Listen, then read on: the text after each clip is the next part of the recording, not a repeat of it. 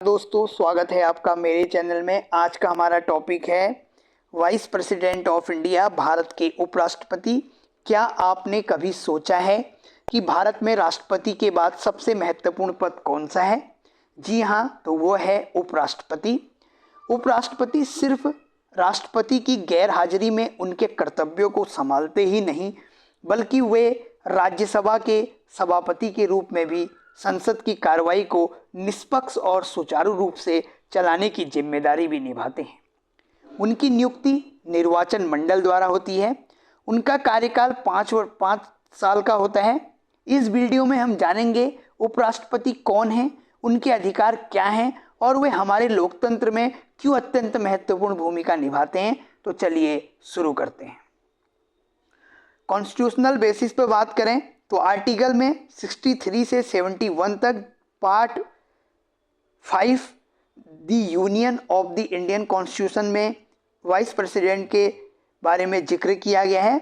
Article 63 में कहा गया है कि भारत का एक उपराष्ट्रपति होगा।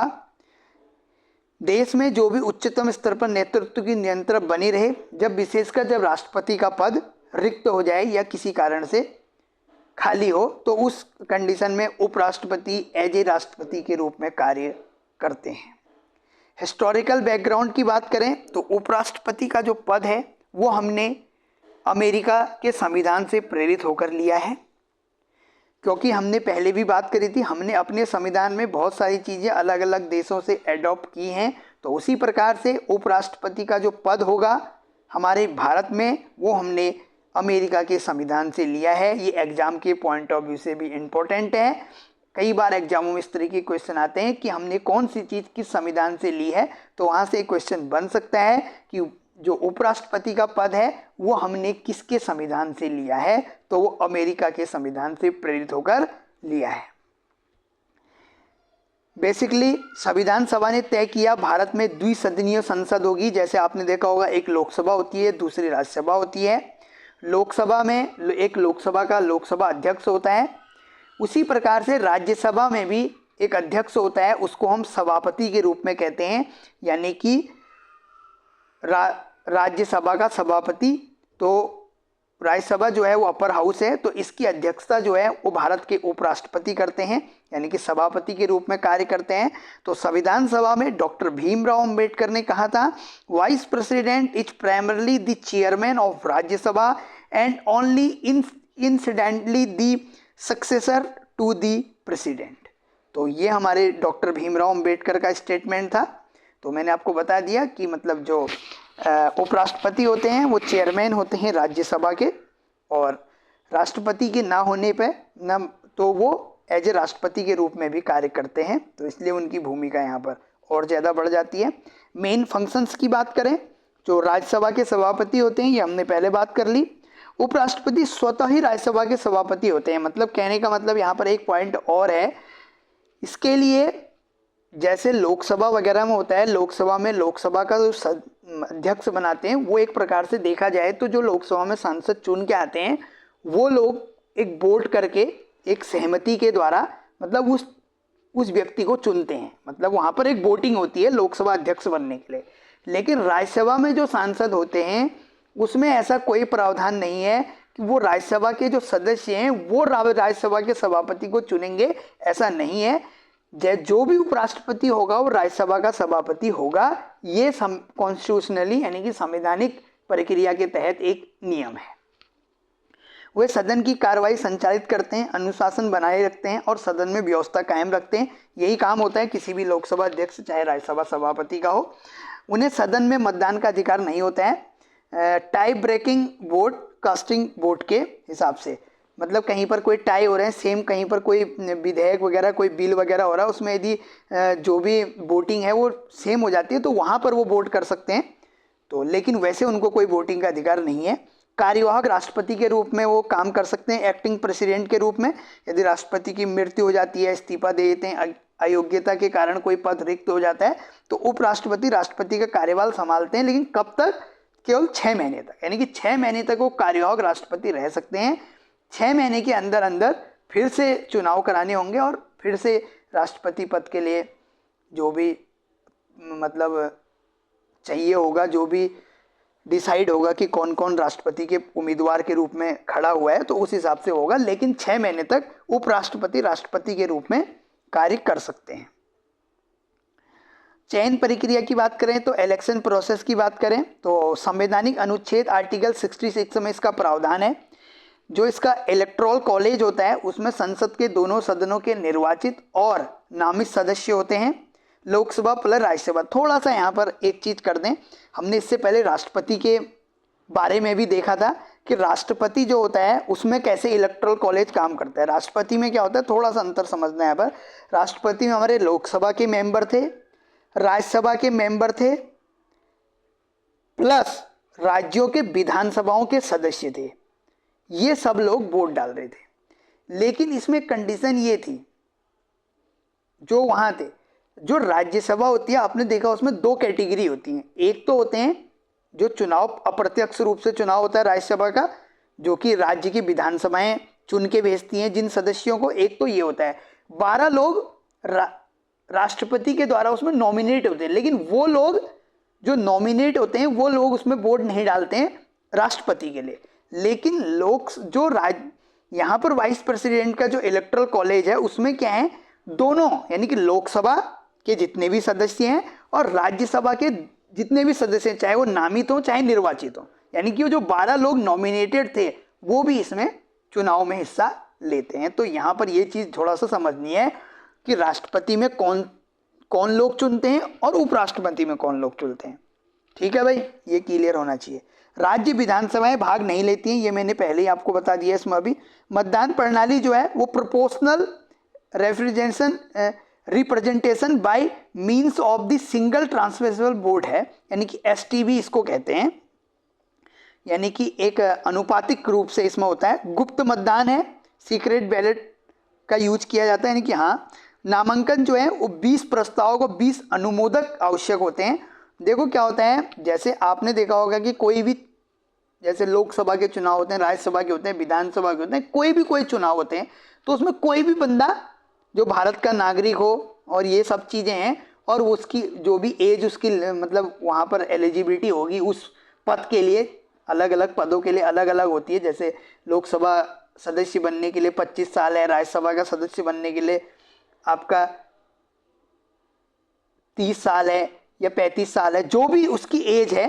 तो इस तरीके से वैसी कोई प्रधान बनना है उसके लिए 21 साल है, जो भी रखी गई है, तो उसके लिए वो लड़ सकता है। लेकिन जो राष्ट्रपति वगैरह लड़ तो कोई भी सकता है, लेकिन उसके लिए 20 प्रस्ताव होने चाहिए और 20 उस बात का अनुमोदन कर रहे होंगे, इनकी 40 लोग चाहिए, तब जाके कोई व्यक्ति उपराष्ट्रपति के लिए मतलब उम्मीदवार के रूप में बन सकता है। यानी कि 20 लोग तो प्रस्ताव करें कि ये हमारा प्रस्ताव है कि हमारा जो उपराष्ट्रपति होगा उसका कैंडिडेट ये है, 20 बाद में अनुमोदन करें उस प्रस्ताव का कि हाँ जो ये 20 लोगों ने जो प्रस्ताव दिया है ये ठीक है, तो तब जाके वो फिर उपराष्ट्रपति का उम्मीदवार बन सकता है, फिर जाके वोटिंग होगी। लेकिन ये 40 लोग चाहिए। ऐसा नहीं है कि कोई मैं चाहूँ कि उपराष्ट्रपति का उम्मीदवार बन जाऊँ और मेरा ऐसा नहीं है। मेरे को 20 लोग जो संसद, जो भी लोकसभा राज्यसभा के सदस्य हैं, 20 लोग प्रस्ताव के रूप में होने चाहिए, 20 लोग उस प्रस्ताव का अनुमोदन करने वाले होने चाहिए, तब जाके मैं कैंडिडेट बन सकता हूँ। सिक्योरिटी डिपॉजिट जो होता है इसमें 15,000 का रहता है। चुनाव अधिकारी इसमें इलेक्शन कमीशन ऑफ इंडिया ही रहते हैं। यदि इलेक्शन प्रोसेस की बात करें तो सिंगल ट्रांसमिसिबल वोट सिस्टम का होता है इसमें, जिसमें मतदाता सांसद उम्मीदवार को वरीयता क्रम 1, 2, 3 में वोट देते हैं। यदि कोई उम्मीदवार पहले वरीयता में आवश्यक कोटा नहीं पाता तो दूसरी वरीयता वोट गिने जाते हैं। मतलब इसमें ऐसा होता है कि आपने फर्स्ट प्रायोरिटी मेरे को दी, दूसरे में किसी और को दी, तीसरे में, तो इस हिसाब से देखा जाता है कि फर्स्ट प्रायोरिटी में कितने लोगों ने वोट दिया है। आप वोट तीनों को देंगे, लेकिन आप प्रायोरिटी वहां पर देंगे कि आप फर्स्ट में मैं इसको चाहता हूं, सेकंड नंबर पे मैं इसको चाहता हूं, तीसरे नंबर यदि 3 लोग हैं मैं तीसरे पे इसको चाहता हूं। जो भी वहां पर जिस भी संख्या में काउंट ज़्यादा जो भी आया रहेगा तो वो वहां पर उसके हिसाब से वो बन जाएगा। टेन्योर की बात करें तो 5 वर्ष, और ऐसा आर्टिकल 67 के तहत है। आपने देखा होगा राज्यसभा का जो सदस्य होता है, राज्यसभा का जो कार्यकाल होता है वो 6 वर्ष का होता है, जिसमें से आपके कुछ लोग मतलब राज्यसभा कभी भंग नहीं होती है, तो कुछ लोग मतलब जैसे 6 साल किसी को हुए, गए फिर नहीं आ गए, फिर गए फिर नहीं आ गए, तो इस तरीके से सदस्य होते हैं। वो मैंने राज्यसभा में आपको उस चीज़ पर चर्चा की है। नया उपराष्ट्रपति नियुक्त होने तक पद पर बने रहते हैं। यदि चुनाव होने वाले हैं, जब तक उपराष्ट्रपति का शपथ ग्रहण वगैरह नहीं होगा तब तक वो अपने उस पर बने रहते हैं। पुनः निर्वाचित होने की अनुमति है यहाँ पर। इस्तीफा राष्ट्रपति को लिखित रूप में दिया जाता है। रिमूवल की बात करें, हटाने की प्रक्रिया की बात करें, संसद के दोनों सदनों द्वारा हटाया जा सकता है उपराष्ट्रपति को। यानी कि उपराष्ट्रपति के उसमें इम्पीचमेंट वाला, महाभियोग वाला सिस्टम नहीं होता है। एक थोड़ा सा प्रक्रिया होती है, जो भी सदन वगैरह हैं कुछ लाएंगे प्रस्ताव वगैरह, और उसको यदि वहाँ पर बहुमत वगैरह से आपने सिद्ध कर दिया तो उसमें फिर कोई ज़्यादा ऐसी कोई चीज़ें नहीं है। हटाने की प्रक्रिया की बात करें, रिमूवल रिजोल्यूशन केवल राज्यसभा में लाया जा सकता है। बेसिकली वो राज्यसभा के सभापति हैं तो राज्यसभा में ही आएगा। बात दोनों सदनों में हो सकती है, लेकिन रिमूवल का प्रस्ताव आना राज्यसभा से चाहिए। उस प्रस्ताव का संपूर्ण बहुमत होना चाहिए, एब्सोल्यूट मेजोरिटी से पारित किया जाना चाहिए।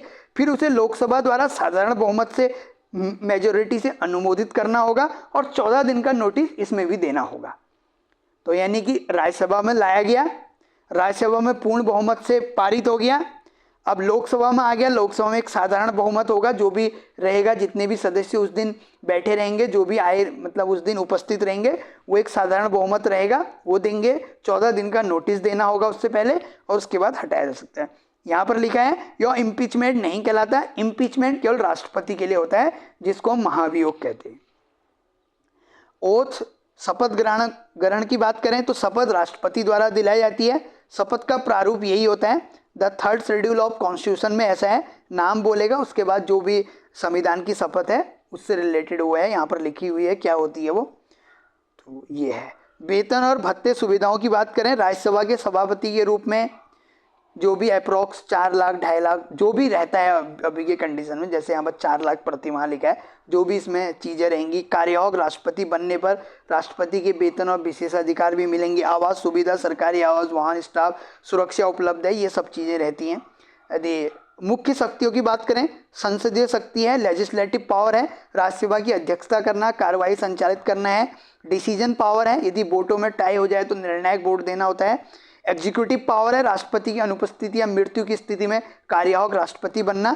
संवैधानिक शक्ति है, संविधान के अनुच्छेदों के अनुसार उपराष्ट्रपति राष्ट्रपति की सहायता कर सकते हैं, ऐसा भी है। अब देख लेते हैं, क्योंकि हमने ये यूएस के संविधान से ही उपराष्ट्रपति का पद लिया है, तो थोड़ा सा अंतर देख लेते हैं, क्या तुलना है। राष्ट्रपति का चुनाव भारत में अलग से होता है। अमेरिका में राष्ट्रपति के साथ ही संयुक्त टिकट पर ये चीज़ें होती हैं, यानी कि वो मतलब एक राष्ट्रपति का उम्मीदवार होता है, एक उपराष्ट्रपति का होता है, उस हिसाब से वहाँ पर वोटिंग होती है। यदि हम यहाँ पर भूमिका की बात करें तो यहाँ पर भारत में राज्यसभा के सभापति के रूप में कार्य करते हैं, वहाँ ये सीनेट के अध्यक्ष के रूप में काम करते हैं। कार्यवाहक राष्ट्रपति भारत में हाँ, लेकिन अमेरिका में राष्ट्रपति की मृत्यु पर स्वतः राष्ट्रपति बन जाते हैं, मतलब वहाँ पर ये बन जाएंगे। राष्ट्रपति की मृत्यु के बाद यहाँ कार्यवाहक हैं, लेकिन वहाँ बन जाएंगे पूरा फुल राष्ट्रपति। संविधान में यहाँ आर्टिकल 63 से 71 तक उपराष्ट्रपति के बारे में जिक्र किया गया है। वहाँ का जो है आर्टिकल 2 सेक्शन 1 के तहत ये प्रावधान है। तो ये चीज़ें महत्वपूर्ण तथ्य की बात करें तो यहाँ पर थोड़ा सा एक चीज़, एक यहाँ पर मिस्टेक है, ये जो यहाँ पर आपका ये है, ये यहाँ पर इस समय सीपी राधाकृष्णन है, जो आप बन गए हैं सीपी राधाकृष्णन। अभी इसको देख लेंगे। पहले उपराष्ट्रपति हैं डॉक्टर सर्वपल्ली राधाकृष्णन, जो कि 1952 से 1962 तक भारत के पहले उपराष्ट्रपति रहे। सबसे लंबे समय तक उपराष्ट्रपति एस राधाकृष्णन रहे, 10 वर्ष तक यही हैं। कार्यवाहक राष्ट्रपति थे बी.डी. जट्टी, जो कि 1977 में। वर्तमान उपराष्ट्रपति अभी हैं, जिनका 2025 में चुनाव हुआ है, तो वह हैं सीपी, यानी कि सीपी राधाकृष्णन हैं, जो कि 2025 में ही बने हैं, जो कि जगदीप धनखड़ की जगह जिन्होंने ली है। इसमें जगदीप धनखड़ गया, तो आप इसको थोड़ा सा करेक्ट कर लेंगे। पहले जो वकील उपराष्ट्रपति थे वो एम हिदायतुल्ला थे, यानी कि पहले वकील उपराष्ट्रपति। पहले कृषि पृष्ठभूमि से जो राष्ट्रपति थे वो थे वेंकैया नायडू। तो आर्टिकल, इसको आप ये वर्तमान उपराष्ट्रपति को थोड़ा सा यहाँ पर करेक्ट कर लेंगे। Article 64 vice president shall be ex officio chairman of the council of state Rajya Sabha. और article 65 vice president acts and president when the post falls vacant. यानी कि 64 के हिसाब से आर्टिकल 64 में कहा गया है कि जो प्रेसिडेंट वाइस प्रेसिडेंट हैं वो काउंसिल ऑफ स्टेट यानी कि राज्यसभा के चेयरमैन के रूप में कार्य करेंगे। और आर्टिकल 65 में कहा गया है कि यदि राष्ट्रपति की मृत्यु वगैरह या रिक्त पद रिक्त हो जाता है तो vice president as a acting president के रूप में 6 महीने तक राष्ट्रपति के रूप में कार्य कर सकते हैं, ऐसा 65 में कहा गया। आपको ये आर्टिकलों को भी नोट करना है। संभावित परीक्षा से बात करें, यहाँ पर मैंने ठीक कर दिया था ये चीज़ें, ऊपर मैं इसको करना भूल गया तो आप देख लेंगे, इसको नीचे मैंने ठीक किया है। तो पहले उपराष्ट्रपति, ये वही क्वेश्चन है, ये दोबारा से रिपीट हो गया। और अब MCQ की बात करें तो उपराष्ट्रपति का मुख्य कार्य क्या है, ये आपने कमेंट में इनके आंसर देने हैं। उपराष्ट्रपति का चुनाव किसके द्वारा किया जाता है, ये आपने बताना है। उपराष्ट्रपति का चुनाव किस मतदान प्रणाली के माध्यम से होता है, ये आपने बताना है। उपराष्ट्रपति की कार्रवाई में राज्यसभा में मतदान करने का अधिकार कब होता है, ये आपने बताना है। उपराष्ट्रपति को हटाने की प्रक्रिया किस अनुच्छेद में वर्णित है, ये आपने बताना है। तो ये थी आपकी वाइस प्रेसिडेंट ऑफ इंडिया से रिलेटेड वीडियो। यदि आपको वीडियो अच्छी लगी तो लाइक एंड शेयर और चैनल को सब्सक्राइब करें। यदि हमसे कोई त्रुटि हो जाती है तो हमें कमेंट बॉक्स में ज़रूर बताएं, जिससे कि हम उस गलती को सुधार सकें, कोई भी गलत जानकारी किसी तक ना पहुंचे, ये हमारा लक्ष्य है। कमेंट बॉक्स में इनके आंसर दें, जिससे हमें मोटिवेशन मिलता है। तो इसी तरीके की वीडियो देखने के लिए चैनल पर बने रहें। तब तक के लिए नमस्कार।